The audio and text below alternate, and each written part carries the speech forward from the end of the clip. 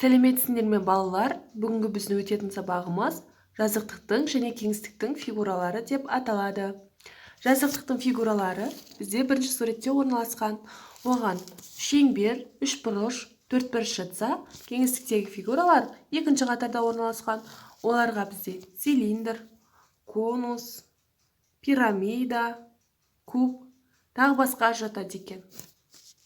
Жазықтықтағы фигуралар бізде екі өлшемді болып келеді. Олардың ауданы мен периметрін табу керек болса, кеңістіктегі фигуралардың ауданын, периметрін және көлемін табу керек болады. Міне бізде келесі фигуралар, олар конус және де шар.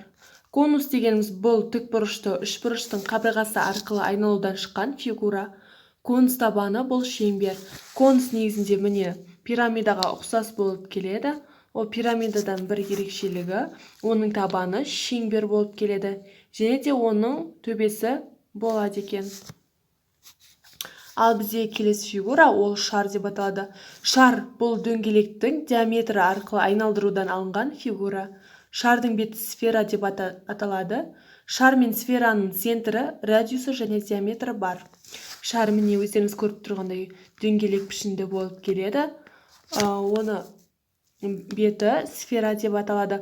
Сфераға мысал келтіретін болсақ, мысал біз бір қарбызды алып, оны екіге жарған кезде беті пайда болады. Сол беті бізде сфера деп аталады екен. Бізде келесі ол пирамида деп аталады. Пирамида бұл көп жақ табанында орналасқан көп бұрыш пирамиданың негізі болып табылады. Ал басқа бүйір беттері, төбелері ортақ, үшбұрыштар болады. Табанынан ерекшеленетін жақтары бүйір жақтары деп аталады. Пирамиданың төбесін табанымен байланыстыратын қабырғалар бүйір қабырғалар деп аталады екен. Бізде көп бұрыш деп жатқанымыз, ол міне астындағы табаны, ол бізде көп бұрыш деп аталады.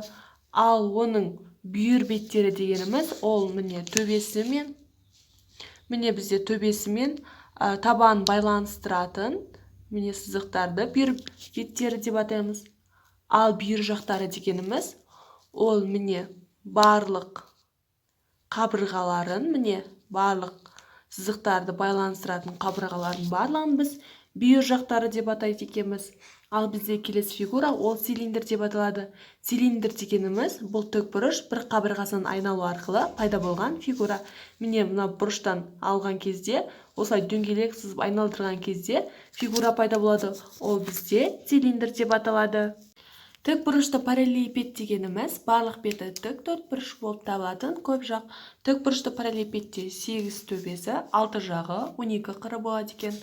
Бізде 8 төбесі дегеніміз, ол А, В, С, Д, А1, В1, С1 және де Д1. Бұл жердегі 12 қыры дегеніміз, ол міне қырларды айтамыз, бір-бірімен байланысқан.